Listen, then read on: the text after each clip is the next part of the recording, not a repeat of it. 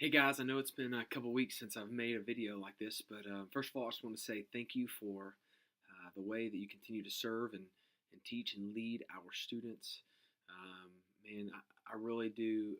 This is the greatest ministry I've been a part of, the greatest amount of leaders I've ever had in our ministry, and I'm grateful for that. We're having the opportunity to make disciples who are one day going to make disciples.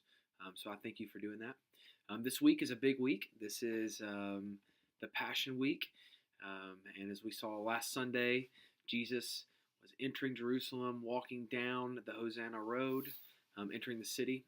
And on Friday, we know that he will be portrayed in the garden, that he will be condemned to death at Caiaphas' palace. He'll be imprisoned, beaten, and scorned. And then he will be, on Thursday night, I'm sorry, that'll happen. And then on Friday, he will be crucified.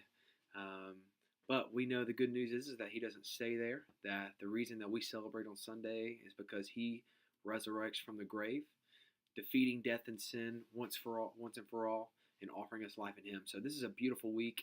I hope you're able to have some good time with your family this week to just together worship and celebrate this picture of the power and the beauty and the salvation of Jesus. So with that, it also means that Sunday is going to be pretty crazy and pretty crowded.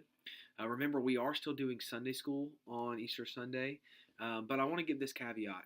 Um, for most Sundays, our 11 o'clock and our 8:30 service are very crowded, and then our 9:45 is usually not as crowded.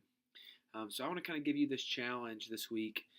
If you could maybe talk with your other Sunday school leaders and see if maybe one of you guys would be. I know our Sunday school numbers will be down because we'll have a lot of people who are just doing service and then going to be with family, things like that. So maybe talk with your other Sunday school leaders, and if one of you guys would be willing to go to the 9:45 service with your family, I think that would help us a lot. We know a lot of visitors are going to come to that 11 o'clock service or that 8:30 service with family members. So if you could potentially be willing to go to that 9:45, we've got a lot more room to grow there for this Sunday. That'd be beneficial. But if not, I want to ask you this: we're going to be offering overflow for each service on Sunday in the chapel. Now I know this isn't as fun that we'll have to watch from a screen and it's not going to be the same, but we want to provide as much space as possible for visitors to come in and hear the gospel, sometimes maybe for the first time. So with that, if you come into the 11 o'clock service or the 8:30 service and you see that it's going to be really crowded, I would ask if you'd be willing to go to the overflow to be a leader in that and provide a space for a visitor maybe for this Sunday. I hope that you'd be willing to do that.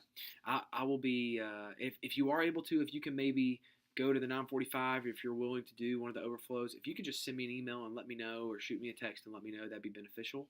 That way we can kind of plan accordingly as Sunday approaches. Love you guys, and can't wait to celebrate Easter with you all. Thanks. Bye.